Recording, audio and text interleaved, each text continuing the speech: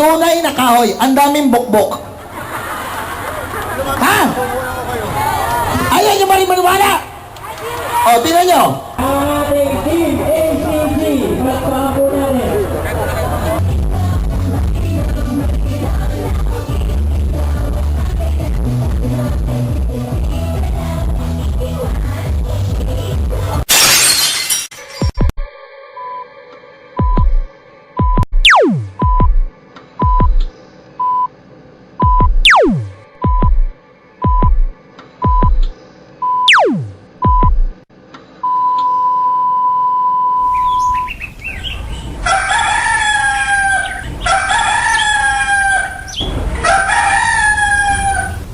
Pinagtatanggol ko ang aking karangalan, pagkat ito lamang ang tangi kong kayamanan.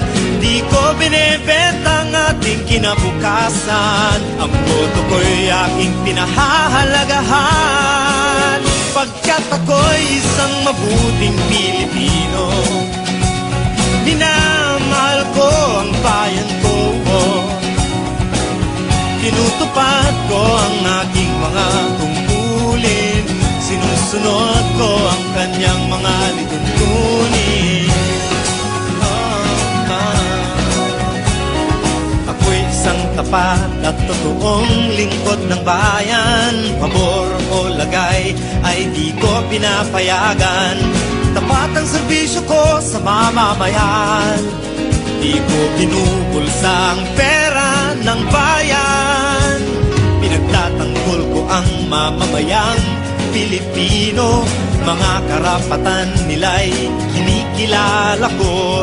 Ginagalang ko ang aking kapwa-tao, pinaglalaban kong dangal ng bayan ko, pagkat ako'y isang mabuting Pilipino. Minamahal ko ang bayan ko, tinutupad ko ang aking mga tungkulin, sinusunod ko ang kanyang mga lituntunin. Ako'y isang mabuting Pilipino, minamahal ko ang bayan ko,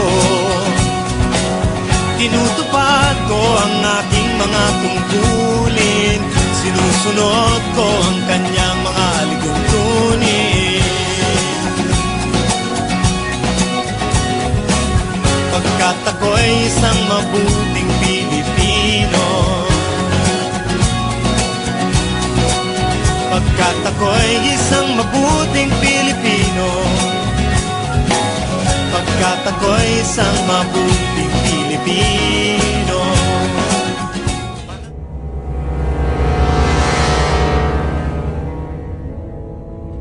May nagparating po, galit daw po si Gobito kay Papa.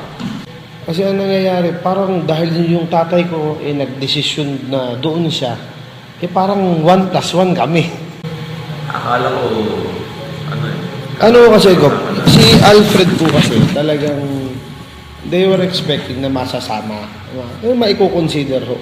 So, siguro si Papa, yun ho ang kanyang matagal na daw ho yung paano, wala naman daw hong patawag sa kanya. So, ang totoo nga ho, nagkasamaan pa ho kami ng loob. Dahil sinabi ko, yung desisyon ho ninyo yun na yan. Kawawa naman ako. Dahil sabi ko, ako malalagay sa alanganin. Di, sinabi niya, ba't iba naman yung desisyon mo sa desisyon namin? Sinabi ko, ano naman nung mukha kong iaharap na Gob? Yun pa nga ang salita ko. yung kapupunan talaga, yung tingnan namin talaga, wala. Kaya kung matalinong alam niya yun, wala na sa kanya yung konsyal at mga kapitan. Ngayon pa lang, sigurado sa sunod yung mga konsyal kay Susan, hindi siya makaka-approve ng budget. Kahit na-approbado, dito pa Dito pa lang. Pero kaya kasi ginawa namin kay Puerto, Oo, tama yun. Yung nakaraan. sabihin ng iba na madumi, hindi na politika eh. Ba't ko naman, approbahan mo ang budget ng kalaban mo, ano ba? Kasi yung last minute na pera na yun. Alam Ang mo COVID papalitan natin. Ang hepe ng PNP, papalitan natin. Wala ko siya. Yun yung mga kalaban natin. Nagbibata na nga eh. Dahil alam namin nga eh. Tapos dito pa kayo aalis. Ayun nga. Kaya nga sa akin, gumit na lang, okay na ako, kasi na. It's against my principles yung pagitna. Kasi sabi ko, sa 5 kong kagawad, kung sasabihin yung gumit na kayo, ibig sabihin yung pinili nyo sila. Kasi sabi ko gano'n, ba sa akin kayo nakikinabang, ba't kayo pipili dyan? Ba't kayo magigitna? Yun ang ano ko dun eh. Kaya ako, parang hindi ko ma-apply sa akin tong ano, dahil nahihirapan ako sa sitwasyon. Sa'yo, iba kong sama. Pag dito pa tayo na tayo lang, paano magpunta ko ng Antipolo? Di isipin ko pa, 5 papapuran ko, isa pa hindi ko, may tampo ako. So sama-sama na tayo, 16 na barangay para happy-happy lang. Gob, Wala na sila, wala nang ito Gob, yung results will show. Yun na lang.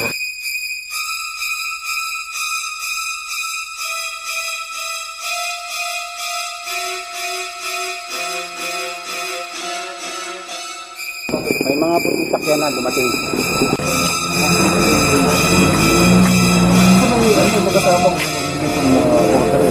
Ano ho bang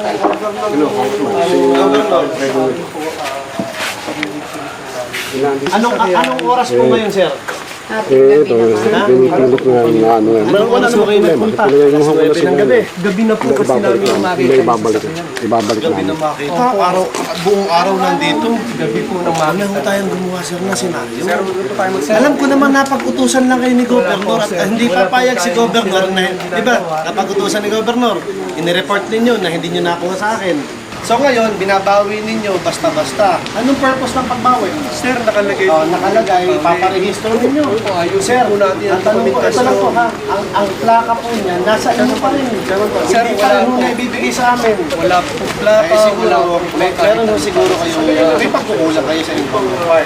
Pero hindi Kaya nga po pwedeng namin, sir, kinukuha para nga po madokumento. Kaya nga po sir, parehas po tayo nasa gobyerno. Gawin po natin sa tamang pamamaraan ha. Tulad ng sabi ko kanina, hindi kayo sheriff. Hindi po kayo pulis na iniimplementahan at binibigyan. Abogado ho ako, abogado yung tatay ko. Gusto ko kung makitang maayos yung sasakyan. Maayos ho kanina, dinadala nyo na nga eh. Inihila nyo na nga eh. Sir, nakaton na nga eh. Sir, para naman tayo kasi maaling na tao. Maayos po ang sasakyan na ititinawag sa inyo. At yung mga baril nyo kanina, hindi nyo dapat dinadala rito. Ang baril ninyo, ang detail yan, hanggang probinsya lang. Tama ba na kinuha ninyo ng wala man lamang permiso pa yung kasipan? Eh, nasa kanyang pangangalaga. Siya ang may acknowledgement kasi. Sabihin niyo sa akin kung kung tama yun o hindi. Sir, meron po kami na-serve. Kahit meron kayong na-serve, and the fact na wala yung tao mismo may hawak, hindi naman siguro dapat yung ginawa. Pwede niyo kausapin si Russell. Sabihin mo si Atty. Zapata ang naandito yung ama at nakikipag sa inyo. Wala namang masama. Pwede naman isuli yan bukas. During office hours. Imagine niyo this was given with all fanfare. May seremonya na ibinigay, inilahad sa buong sa probinsya, inilahad dito sa barangay. Birthday ni Gob. Inilahad dito sa buong barangay. Ha?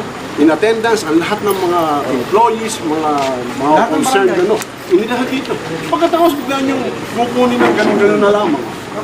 Ano naman mukha meron ang pabalik dito? Total, kayo rin naman ang nagkamali doon sa ginawa ninyo nung una. Imagine mo parang pinitin ninyo yung mga tanong, itulak sa sasakyan. Ibig sabihin mo, pwersahan yun. Kung gusto ninyo, bukas, sa isang assembly, magpatawag tayo ng assembly rito at ito-turn over sa inyo. Kung gusto nyo dito natin i-turn over, o kung gusto nyo sa Kapitolyo, kung gusto dito na lang, i-turn over namin sa inyo dito. Sa harap ng mga taong pinagbigyan ng ating gobernador. Bilang gobernador, hindi naman namin naaalam ng kakandidato si Mayor. Kayo, hindi sa nyo, isipin na muna na.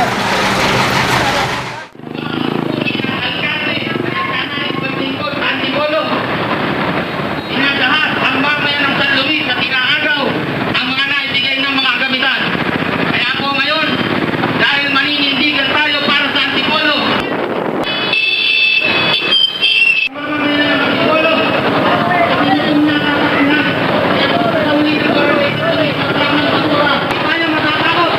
Antipolo sa kuko ng diktadurya ng isang pamilya. Tandaan natin, may mga anak kayo. Ang laging tagubilin ni Mayor Nilo. Siya ay dadaan lamang sa kasaysayan ng Antipolo. Pero sa loob ng kanyang panunungkulan, hindi siya papayag na ipagbenta ang Antipolo. Kaya tayo ay sasama kay Mayor Nilo Leble. Nakikita po natin na talagang hindi po ito ugali ng taga-Antipolo. Ibig sabihin, talaga pong hindi taga-Antipolo. Yun pong gumagawa nito sa atin. Tayo po ay hindi magpapagipit. Kahit anong gawin nila na panggigipit sa atin, tayo po ay hindi susuko. Hindi na po ulat dilaw ang magkalaban.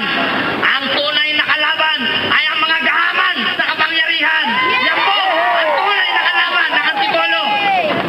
Hanggat marami ang lugmok sa kahirapan sa lalawigan ng Rizal, ang mayaman na Antipolo ang kanilang gusto namang sakupin sapagkat matiwasay na ang ating buhay dito. Sino nakapanood ng Tawid Ilog kagabi? Yung Kasili Elementary School, nakita nyo sa Pintong Bukawi. Yung baga ang best for Rizal. Ayusin muna ng gobernador ang Pintong Bukawi at Kasili Elementary School. Ayusin niya muna ang Daraitan. Sa Tanay, wala pa rin tulay hanggang ngayon. Bakit ang maunlad na Antipolo? Maunlad na tayo, di ba ka? At tuwirang bagang dito nila ilagay ang Inari Center sapagkat dito kikita ng malaki ang Coliseum. Sapagkat ang sentro ng kaunlaran ng Rizal ay ang lungsod ng Antipolo at hindi ang Binangunan. Kung ang Binangunan pinaunlad nila, sana maunlad na ang buhay ng mga mangingisda. Tama ba ka? Ang inyo pong kailalain ay itigil nyo ang pagpapagawa ng covered court. Sobra na ang covered court. Ultimong mga private subdivision, may covered court na. Itigil na ang pagpapagawa ng waiting shed doon sa may makabog na wala namang nag-aantay ng mga pasahero. Ang ginawa sa Binangunan, gagawin dito. Payag ba kayong maglagay ng kasino dito sa Antipolo? Sabay magagalit si Bishop. Tama ba ka? Ito namang mga kaibigan natin dati na nagtatamasa kay Mayor Nilo Leble nung tinakot at kinipit na bahagang mga buntot. Tama ba ka? Pero si Kapitan Puto Leyva, si Kapitan Andre Zapanta, si Kapitan Pablo Oldan, si Kapitan Nil Tuyay, mga buo ang pagkalalaki. Ito ang apat na haligi ngayon na nakuha kay Mayor Nilo Leble. Hometown hero! Siyempre, ang kalaban ng Goliath na si Dator, si Little Lilo, ang makabagong David. Yan! Lilo! Ito po'y pagkilos para lamang sa tamang pagbibigay ng hustisya sa ating mga kabayan dito sa lungsod ng Antipolo. Bakit babawiin ang binibigyan ng serbisyo dyan ay ang ating mga kababayan. Pag kinuha yan, of course, ay magkakaroon ng problema sa paglilinis ng ating kapaligiran. Kung magkakaroon ng problema, hindi pwedeng masisisi sa ating kapitan at pamahalaan ng lungsod ng Antipolo. Subalit pag naggawa yan, ay tutugunan natin ang pangailangan ng Barangay San Luis kapag sila ay malapit sa puso ni Mayor at ng mamayan ng lungsod ng Antipolo. Mabuhay ang Barangay San Luis! Ano ba ng pamahalaan ng lungsod ng Antipolo dahil sa ang iyong pagkilos ay tama at para sa pakinabangan ng mamamayan ng lungsod ng Antipolo. Dadalawa lang po pala ang aming sasakyan na natanggap mula ho sa provincial government in the 20 years existence of Barangay San Luis. So yun lamang ho, dadalawa na lamang, binawi pa. Kaya ho yun ho nakakatawa. Yun lamang po, kaya lamang ho binawi dahil ang inyo pong lingkod ay nanindigan ho para po sa lungsod ng Antipolo. Yun ang tamang dahilan. Nanindigan para sa taga Antipolo, nanindigan para sa ating Mayor Nilo Leble. Yun ba'y sapat na dahilan na para tayo bawian ng mga binibigay sa atin sa yung ating hubang paninindigan ay batayan na para ho sabihin na ikaw ay kalaban. Tingin ko iba ho ang paninindigan eh. Iba ho ang paninindigan, iba ang politika. Yan ho sana ang maintindihan nila. Iba ang paninindigan. At ang mga taga-Antipolo may paninindigan. Patutunayan natin ito. yung driver ng truck at sa ating yung pahinante, ay inagawan po ng sasakyan dyan sa kabundukan. Kaagaw po nila iniwan. Ganyan po ba ang gustong manungkulan dito sa atin sa Antipolo? Nagparehistro ngayon, mayor ang gusto bukas. Hindi naman tayo babayag sa ganun. Mamuhay muna sa Antipolo at baka kung pwede pa ho nating tanggapin. Alamin po natin kung ano ang tunay na Antipolo at alam ko ho, babalik sa Antipolo ang mga tao kung kumaliwa. Babawiin.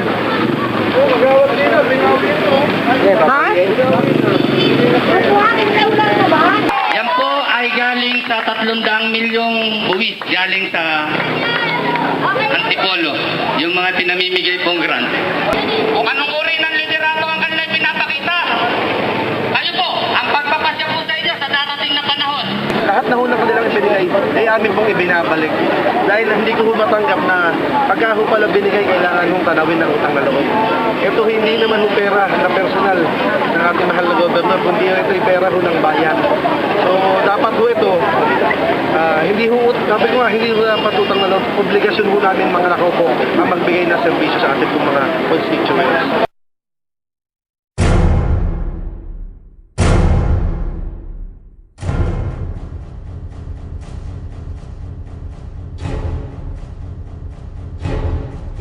Alam natin na ang konsehong narito ngayon ay nahati. Hinati ng mapanghating dinastiya na namumuno sa lalawigan ng Rizal. Kung isasampa ni Dino Tanuanco sa ombudsman ang kaso dahil mali ayon sa kanya ang inisyu ni Kapitan na cease and desist order na simpleng-simple ang nilalaman. The body must rule over the title. Kung ang title ay cease and desist order na hindi naman ini-issue ng barangay pero ang nilalaman ay simpleng pagpapatigil ng pagkilo sa loob ng barangay dahil ang gamit na permiso ay pasuna. Malinaw na ang nilalayon lamang ni Kapitan Andre dun sa kanyang inisyong cease and desist order ay itigil ng Tanuanco Realty, Amalgamated Realty, yung kanilang pagsasagawa ng pagsusukat. Dahil may atas ang Pangulo, ang mga senador ay may sulat kay Kapitan, maging ang gobernador, maging ang mayor natin na pinakamamahal na naglilingkod ng lubos, sumulat na kay Kapitan, Kapitan, aksyonan mo ang ginagawang pagsusukat na ito sapagkat may tinatamaang maliliit na mamamayan ng Antipolo gaya ng mga taga-Masaka, Philippines. Tama ba? Umakto ang Kapitan ayon sa hinihiling ng mga matataas na saray ng pamahalaan. Maging ang gobernador sumulat kay Kapitan na ngayon ay nagtitimon sa konseho nito sapagkat alam naman natin na ang mayorya ng konseho nito ngayon ay pumanig na sa kanya. May politika. Ang oras ay tumatakbo at mukhang wala pang pumapasok sa kanilang opisina. Late na sila. Kaya ngayon ay itatakda ng mamamayan ng Antipolo. Ang session ay adjourn. Mabuhay! Ngayon pa lamang po, ngayon po, andyan na po ang aking tatay. Nakakuha po tayo ng temporary restraining order. Kaya po ito yung ginagawa ng illegal. Minamadali lahat. Utos yan ng gobernador.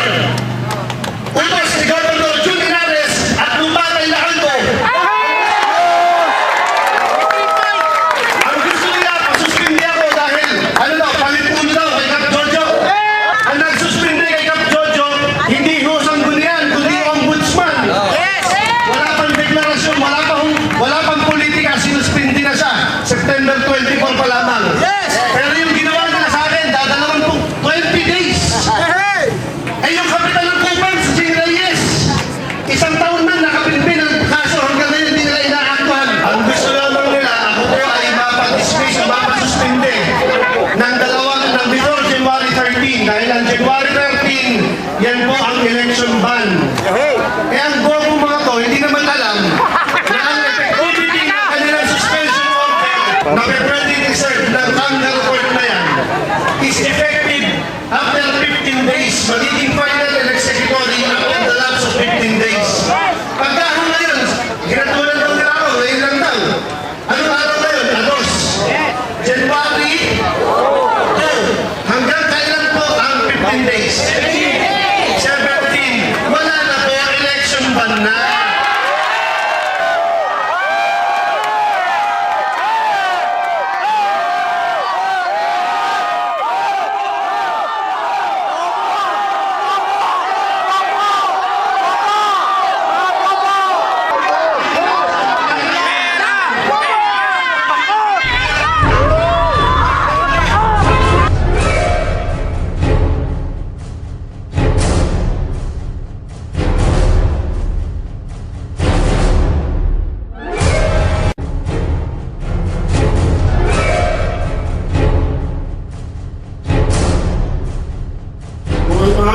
pamilya ang kanilang napipili upang ipakita sa buong bayan ng Antipolo na ito ang aming gagawin sa lahat ng kakalaban sa amin. Lulurayin namin, dudurugin namin.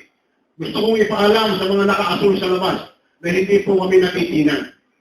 Ang aming pong pamilya ay mananatiling ipaglalaban ang bayan ng Antipolo, ang siyudad ng Antipolo. Hindi po kami kakalas sa laban na ito. Kailangan po nila akong pasuspend before the election ban. Yun lang ho ang habol nila. Si Konsehal Marvin Garcia mismo, nakasama ninyo ang umamin na sa akin, sinabi niyan na yun ang orders ni Governor, marching orders. Kaya nga hirap na hirap yung puso ng mga tao. Eh, ang hirap naman ng ganyan. Politika yan, tapos lahat tayo nagpapakasangkapan. Na para bang naaawa na ako sa'yo dahil para bang wala ka nang magawa. Kasi marami yung session mo, nakala. Hindi po, 10:40 po. Just the same, Kuya Alan. Ang gusto mo sabihin, late dumating ang TRO. Nakapag-desisyon na kayo. Opo. O, di ba? Ganun ang gusto mo sabihin. Pero ang nakalagay po dito, lahat po ng processes. Ang pagsaserve niyan is part of the process ng proceedings ninyo. Hindi ka ba naiintindihan yun? Nag-aaral bugas siya. You cannot derive, very simple English. You cannot derive a right from an illegal act. And the omnibus order, the TRO is very clear. There is a prima facie, there is a probable cause na maling lahat ang ginagawa ninyo. O bakit ngayon Bakit ngayon nang dahil doon sa ginawa ninyong mali, gusto niyo kami parusahan? Hindi, sumusunod lang po ako kasi... Ano sinusunod mo? Ano sinusunod mo? Sige, sabihin mo sa akin. Yung po pinakuha ko po yung directive po sa akin ng Vice Mayor na... Ay, wala kami meron tayong hinahawa. Wala namang alam yung Vice Kasi Mayor. sabi ng Vice Mayor mo, alam mo, bubulong dun eh. Meron sinasabing directive sa inyo ang Vice Mayor. Pero meron tayong pinag-uusapan. Kaya nga kami dumulog sa hukuman dahil we cannot get any justice from your office eh. Ni Vice Mayor, hindi naman niya para pansinin. Hindi ko merits yan! Procedure ang pinag-usapan dito! Ang problema po kasi, may decision na po Wala kaming pakialam sa desisyon ninyo. Eh, ang pakialaman ninyo, yung inyong ordinansa na kayo gumawa.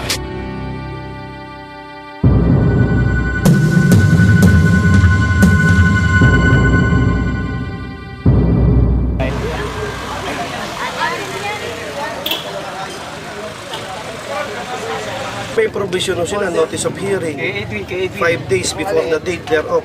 Ibig niya, ino-notify ako morning, afternoon ang hearing. Pwede bang baliwalayin ang court order? Wala na tayong kaisa niya. So kung meron, kung may palilit nila to, wala naman tayong problema sa kabila.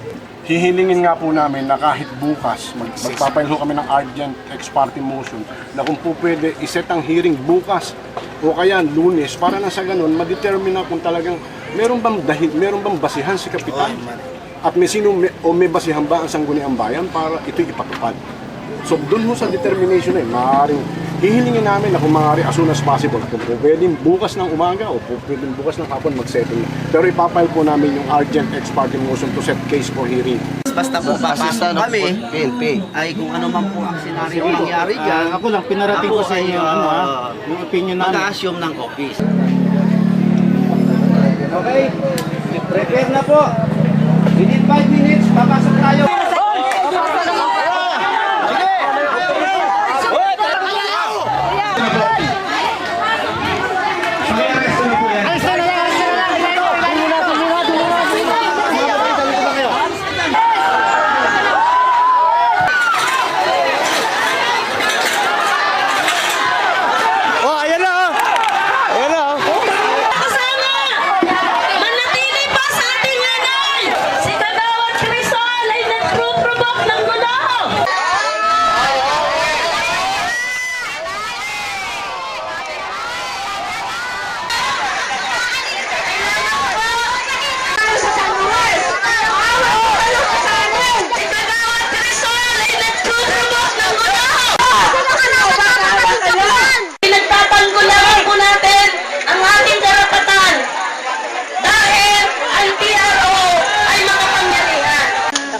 Nakadroga yata yung tatlo na pinagawa.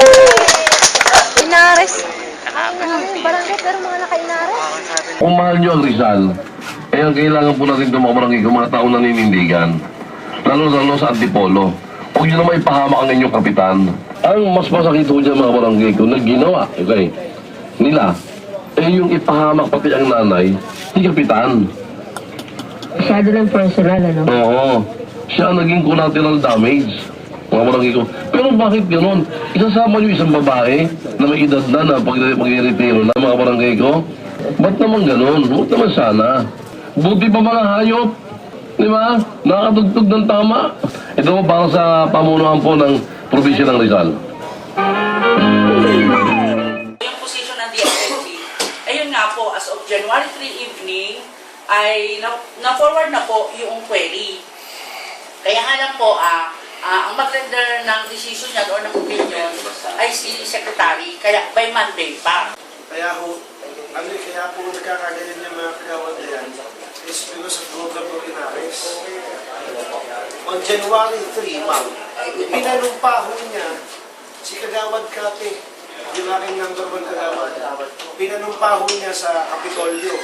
Pinatake ng oath. And then, binigyan ng oath of office.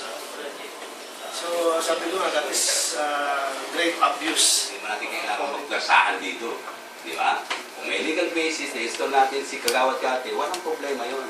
Importante lang, maging maayos tayo sa transisyon. Kailangan sundin natin yung batas. Kasi mayroon kasi kami nakita na sinasabi natin doon sa City Ordinance number 94-2001 na yung desisyon ng as administrative case as far as against barangay official, it can only be can be only considered final and executory after the lapse of 15 days upon the receipt of the decision by the complainant or by the respondent. Yun ang nakagay. Yun ang pinagbabasehan namin kasi yun din ang argument nila.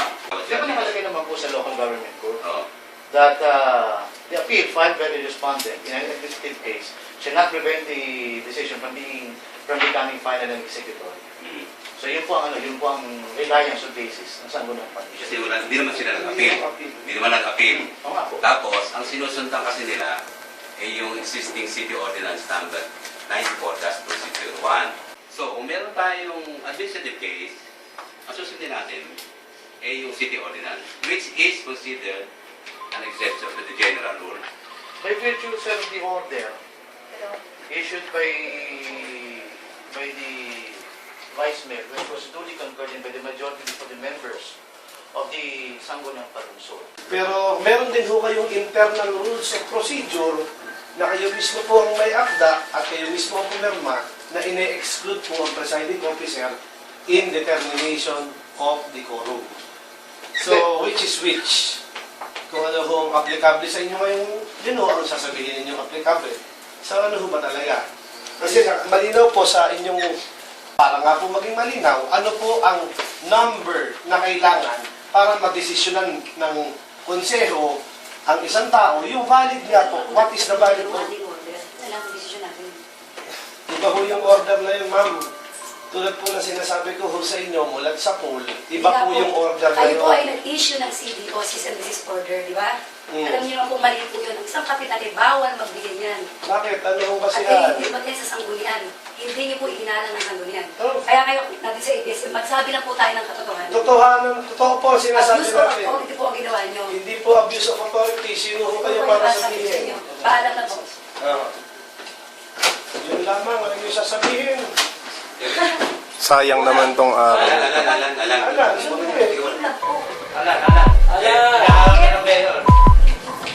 Sayang naman. Nagawa na rin yung sitwasyon na nag-hearing kami ng alas 2. Tagal ng hearing. Si Cedric Caperon na naman ang abogado nila. O di walang dumating kahit isang konsehal. Dumating lang si Alan Espinas, si Joselino Garcia. So, nai-establish natin lahat doon, lahat ng legal points na meron tayo, lahat ng puntos natin. So, yung session nila noong January 2 na kung saan ako hinisgahan nila na suspension ng 6 na buwan, nag-umpisa raw ng, dahil ang contention nila, 10:40 daw na-receive yung ating TRO. Ang session daw nila ay natapos ng 10:31, di umano. Pero ang tatay ko, ang tagal na pinare-receive sa kanila, hindi pinapasok sa session hall. So, umikot pa tatay ko sa kabila, hinahanap ang vice mayor, nasa loob pa ng session hall. So, bago tatakan ng receive ng secretariat, pina-receive muna kung kani-kaninong konsyal, saka lang pinatakan 10:40. Pero na-establish naman natin na yung kanilang nag-umpisa daw ang kanilang sesyon 10:23, natapos 10:31. So, yung session nila na ako'y hinusgahan, 8 minutes lang. So, Huwag kayong mag-alala mga kasama. Dahil etong nangyaring ito is yung TRO kasi natin na 3 araw, 72 hours, will expire on tomorrow, 10 o'clock, 10:40 ng umaga. So, 10:40 ng umaga, mag-e-expire yan. Ang ayaw kong mangyari, dahil ngayon, kakampi pa natin ng pulis. Bukas, upon the expiration of the TRO, kalaban na natin yan. Sa atin na ulit haharap yan. So, ino-honor nila yung desisyon na alam naman natin questionable at wala ho sa legalidad. So, ang dininay po is the extension ng TRO. Pero yung laban ho natin injunction, hindi ho dinideny. May proseso pa. Tuloy-tuloy. So, ang lamang natin is kailangan natin pansamantalang ihinto yung ating ipinaglalaban dito. Siyempre, alam ko ho, may pinakakain kayo, lalo na yung mga wala sa plantilla. Kahit maliit yung sweldong natatanggap sa barangay, meron hong pinagkukunan, di ba? So talagang ang iiwas lamang natin dito is yung tayo ay magkaroon ng kaguluhan bukas. Kaya kong i-hold yan, kaya lang, ayaw kong isang kalan yung ating mga tao, ayaw kong isang kalan na safety ng bawat isa sa inyo. Oo, wala pa. Dahil ayaw natin ng gulo. Basta ho dito ho sa laban na ito, dito ho sa nangyari, nakita ko ho sino ang tunay na kaibigan, sino po ang tunay na nagmamahal sa akin. Kaya maraming salamat po sa inyo, ha?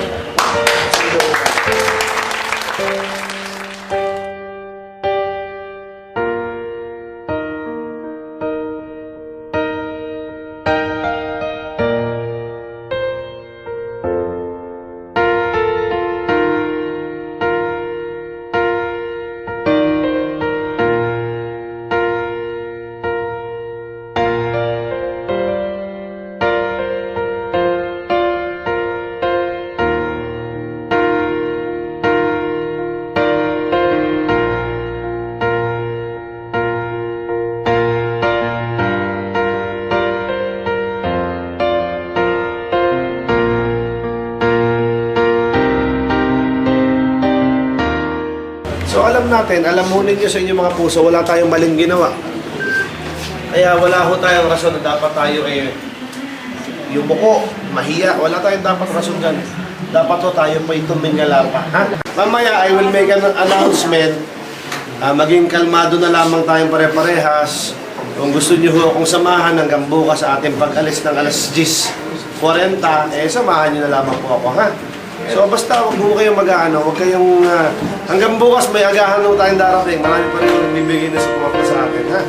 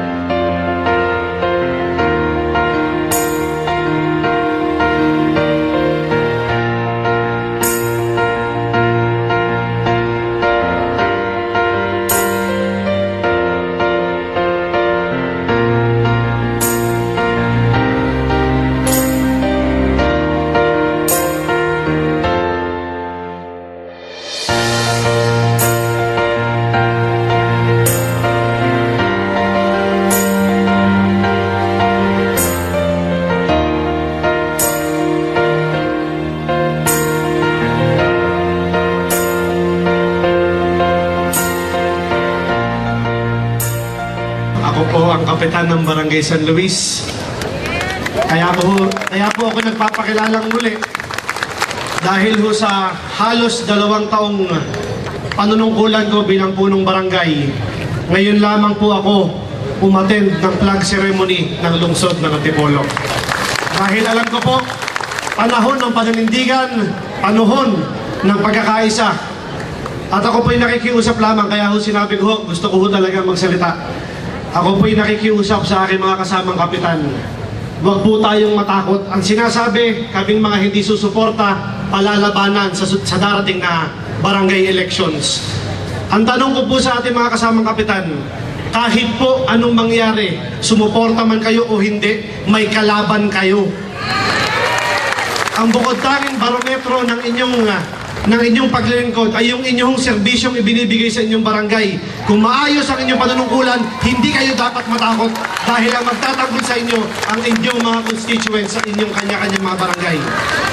Kaya ho ako, naninindigan ho ngayon para ho sa lungsod ng Antipolo. Mahal ko po ang Antipolo at mahal ko po kayong lahat. Mabuhay po kayo, Mayor, mabuhay ka, Vice Mayor. At sa ating po mga magigiting na konsihal, wag ho tayong magpasupil, wag ho tayong magpalupig. Isang bagay po, sisiguraduhin natin, magtatagumpay ang lungsod ng Antipolo. Maraming salamat po. Pagkat ako'y isang mabuting Pilipino, minamahal ko ang bayan ko. Tinutupad ko ang aking mga tungkulin, sinusunod ko ang kanyang mga lituntunin. Ako'y isang mabuting